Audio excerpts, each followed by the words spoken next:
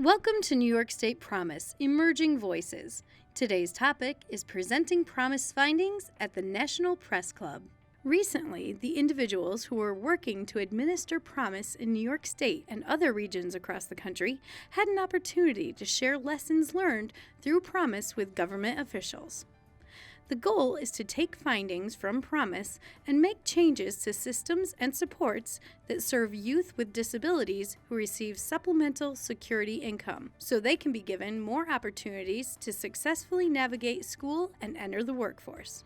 More than 100 people who help influence policies at various levels of government gathered in Washington, D.C. to hear about successes and challenges from Promise projects.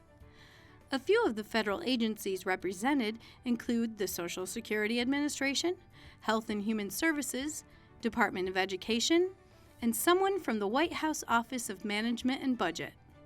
Kelly Crane is with Maryland Promise. I think what's most important about today is how can we take what we've learned and make changes to policy, changes to practice, and it's really important for us to talk to this group of people today about what we learned. One of the keys that all regions found was that the more agencies work together, the more effectively youth with disabilities are served and ultimately are more likely to become self-sufficient. Andy Sink is the director of New York State Promise. I think for the regions where we had the Promise intervention, and that was New York City, Capital District, and Western New York, for those regions and the school districts in those regions, and the service providers within those regions, and the parent networks within those regions, I think we were able to connect a lot of entities that maybe didn't have a relationship or a very strong relationship when Promise began.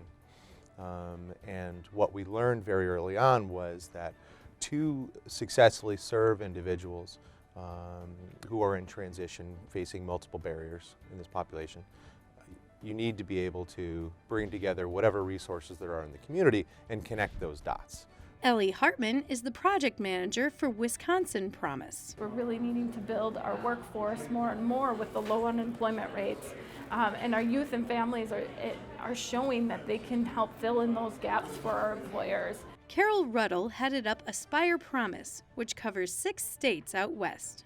I think the things that we've learned in Aspire, particularly in working with our American Indian tribes, is the need to build relationships and truly work together with sovereign nations in a way that sees them moving forward, that there's a shared vision for a future. In New York State, greater collaboration among agencies and making sure that youth in transition receive services such as case management, financial literacy training, and benefits and work incentives counseling led to more students getting paid employment and increased graduation rates.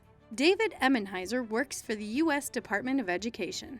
What these projects have done is provide a constellation of activities, services, not only to the youth but to the families, and have really informed what can work to improve those outcomes in education as well as employment. One of the big things we've learned in Promise is that you have to serve a family and you have to address all the needs in the family, not just the eligible individual.